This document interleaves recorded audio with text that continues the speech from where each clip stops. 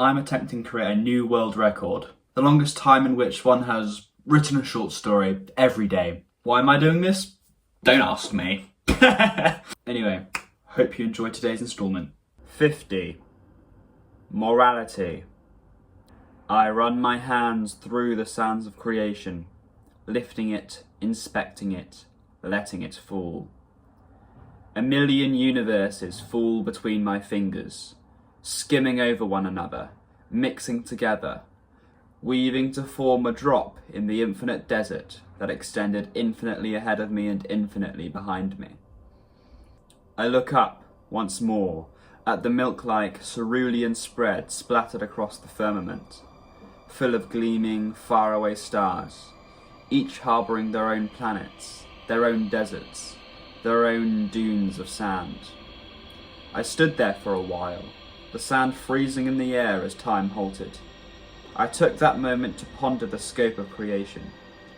To each of those planets I had ventured, carving out their pathways through time. And, within that massive cerulean galaxy, each planet, from the perspective of an outsider looking at the great tapestry in its full scope, it was similar to these individual grains of sand within this infinite desert. They all make up the great, spectral tapestry of the universe. Each freeze when I stop moving, each retrace their steps when I do, and each resume in their perfect, preordained motion when I scrape through the frozen air to lumber into the future. The sand fell, and the strange white fog curls around me as I push through the frozen, timeless air. I push on through that small resistance, dragging my limbs forward, barely clinging to my consciousness. My great tapestry. I wonder if there is any real point to it all. All these universes, all these grains of sand, the universe that I myself exist within, they don't contribute to any greater tapestry, do they? Well, it might. But even as I pondered that, wandering the infinite plains of time upon this expansive, endless world, I felt no pang of worry, disillusionment, nor reluctance in my heart. Instead, I still feel the need to continue to carve out the artwork that were these sand dunes, and feel it so strongly that it shakes me to my very bones. It is intrinsic to my being, it seems, to care for each individual grain of sand, to care about my artwork, to perpetually tinker it until everything was set into such perfect motion that by the time creation wilts away, it will have reached the end I desire for it. Perhaps, at heart, I am a storyteller, and the universe is my canvas. I stop for a moment, as that thought crosses my mind.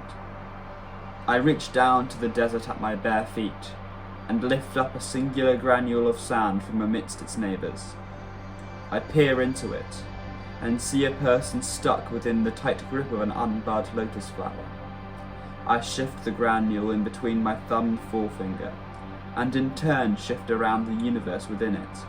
I send down to the person stuck within the flower's cold, damp embrace, a way for them to escape their useless life, and grant them rebirth.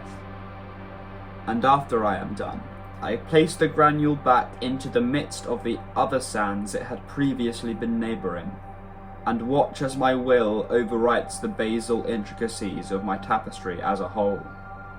And then I lift myself from my crouch, and plough onwards once more. As I move, the sands wriggle and shift ahead of me and behind me, the troughs and peaks of the wave-like sands shifting, equalising and alternating, the troughs becoming peaks, and the peaks becoming troughs. And within all of it, my slight alteration to that singular grain of sand becomes more and more pronounced as time runs on into infinity. Perhaps, at heart, I am a teacher, and the universe is my blackboard. If each granule held within it a message, a core tenet of how other granules should exist, then its message would spread like wildfire to every other granule surrounding it, even if its change was great or only little. And now, more than ever before, I care so deeply about each individual granule that despite my weariness and exhaustion, I will tinker and edit my tapestry until infinity lapses, because that caring, motherly feeling was ingrained so deep within me that it overpowered everything else. It is my nature to care. It is my nature to nurture. And it is my nature to teach the granules how to live, how to love, how to laugh. And that is how it will always be. My love is as deep as the desert is long, and my tapestry is as large as time is endless. And so, for what will not be the last time, I run my hands through the sands of creation, lifting it, inspecting it, letting it fall. Thank you for tuning in to the 50 Conditions Anthology. This was the last instalment, Morality. And by God, this was difficult. There were certainly some instances of prompts that I had like nothing to say on, but there are also instances of prompts that I wish I could have talked more about or done a different entry on, did a different story, looked at it from a different angle. But anyways, just in general, this was an amazing experience.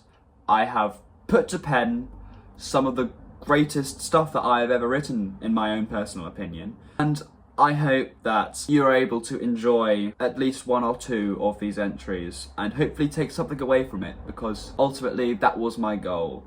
My goal was to write about the 50 conditions of the human condition, if that makes sense. And if it is useful to you in any way, I have achieved my goal as the being in the cloak that's walking through the sounds of creation. Thank you so much. It means so much to me that somebody is willing to listen to my writing. So thank you so much.